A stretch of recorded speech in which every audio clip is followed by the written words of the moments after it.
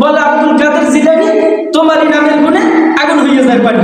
এখন ভাই বিবেক দিয়ে ভাবেন, আব্দুল কাদের একজন জিলানী, তিনি একজন ওলি ছিলেন, আমরা অস্বীকার করি না, কিন্তু আল্লাহ পাক বলতেছেন কুনি বারদা ওয়া সালামান আলা ইব্রাহিম।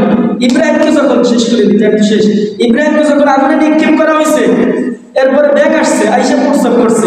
ব্যাংকে জিজ্ঞেস করা হয়েছে কেন প্রস্রাব করছে, তোমার এই সাধারণ প্রস্রাবে কি আগুন নিবারিত হবে? সে বলছে আমার আল্লাহ, আমার যে আল্লাহ, আমি তার পক্ষে আছি, তথা ইব্রাহিমের পক্ষে আছি, এটা বোঝানোর জন্য আমি প্রস্রাব করছি।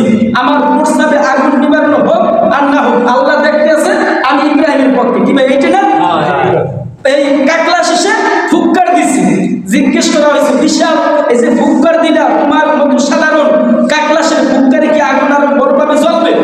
সে বলছে জ্বলুক আর না জ্বলুক, নমরুদ দেখছে আমি এই আগুন জ্বালানোর জন্য চেষ্টা করছি, নমরুদ এতে আমার প্রতি খুশি। কি ভাই ঠিক না?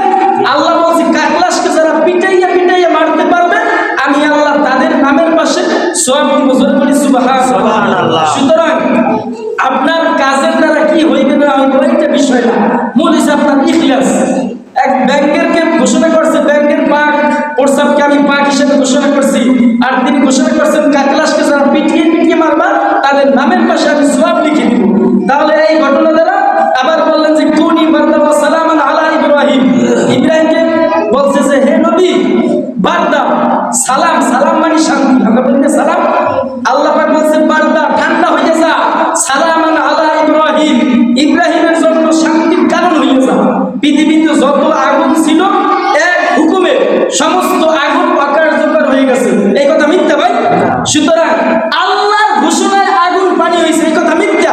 এখন আপনি যদি আমার একজন বলি বানাই রাখেন যে আমার হুজুরের ফুতে আগুন পানি হয়ে যায়, তাহলে আল্লাহ বলতেছেন বারদা ওয়া সালামান আলা ইব্রাহিম, আমি আল্লাহর হুকুমের সাথে সাথে পৃথিবীর সমস্ত আগুন নিবারণ হয়ে গেছে। এখন আপনি যদি বলেন আব্দুল কাদের নামে হয়েছে, কি ভাই মিথ্যা হয়েছে না? এখন এই মিথ্যা বলছেন, আমি প্রতিবাদ করছি, মিথ্যা কথার পক্ষই আপনি আমার নামে এই হুজুর বেশি কথা বলেন। হুজুর কি আসলে বেশি কথা বলছেন? সুতরাং বুঝতে হবে ইসলাম কি। সুতরাং